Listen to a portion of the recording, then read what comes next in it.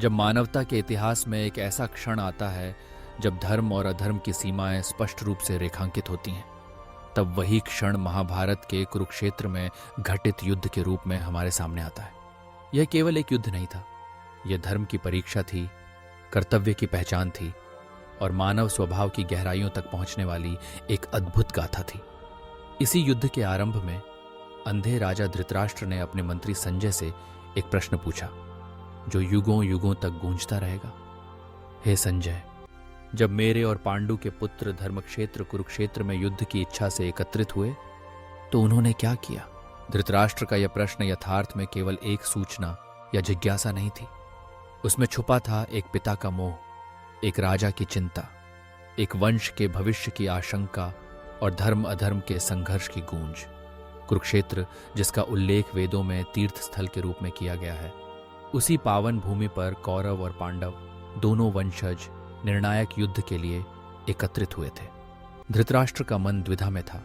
वह चाहता था कि उसके पुत्र विजयी हों, किंतु उसे कुरुक्षेत्र की पवित्रता और वहां उपस्थित भगवान श्री कृष्ण के प्रभाव का भी भय था। भगवद गीता का प्रारंभ इसी प्रश्न से होता है। यह केवल एक संवाद नहीं, बल्कि एक दर्शन की शुरुआत है। संजय, जो महर्षि व्यास के शिष्य थे, को दिव्य दृष्टि प्राप्त थी, जिससे वे धृतराष्ट्र के पास बैठे बैठे भी युद्ध भूमि का साक्षात अनुभव कर सकते थे। धृतराष्ट्र के मन में गहरी चिंता थी कि पवित्र कुरुक्षेत्र में युद्ध होने से पांडवों को नैतिक और आध्यात्मिक बल मिलेगा। इसके विपरीत उसके बेटे दुर्योधन, दुशासन और अन्य कौरव अधर्म के मार्ग पर थे। धृतराष्ट्र के शब्दों में माम का पांडवाश्चैव, वह अपने पुत्रों को कुरु कहकर पांडवों से अलग कर देता है, जिससे उसके मन की पक्षपातपूर्ण भावना प्रकट होती है। महाभारत के इस महान क्षण पर भगवद गीता का ज्ञान प्रकट होता है। श्री कृष्ण और अर्जुन के संवाद में छुपा है संपूर्ण वैदिक संस्कृति का सार।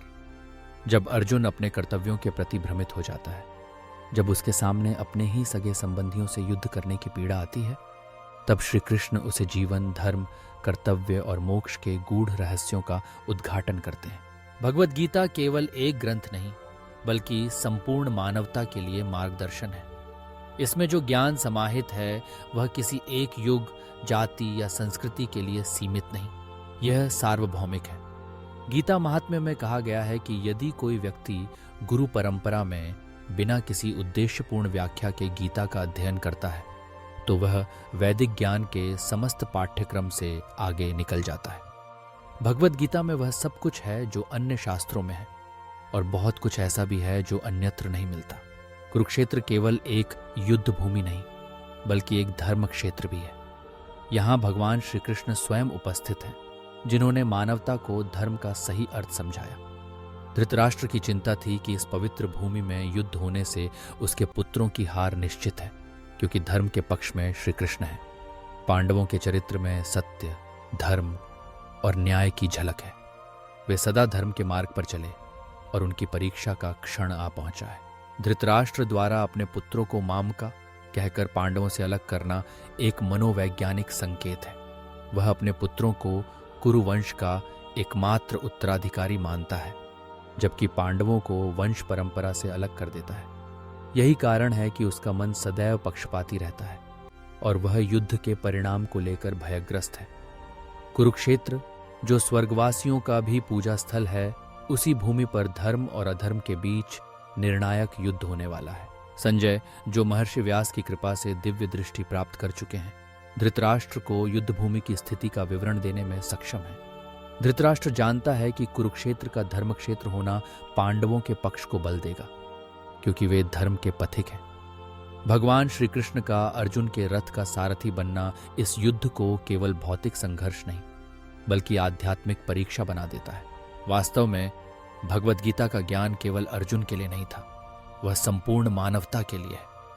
जब जब मानव अपने कर्तव्यों को लेकर भ्रमित होता है, जब जब जीवन में चुनौतियां आती हैं, तब तब गीता का संदेश मार्गदर्शन करता है।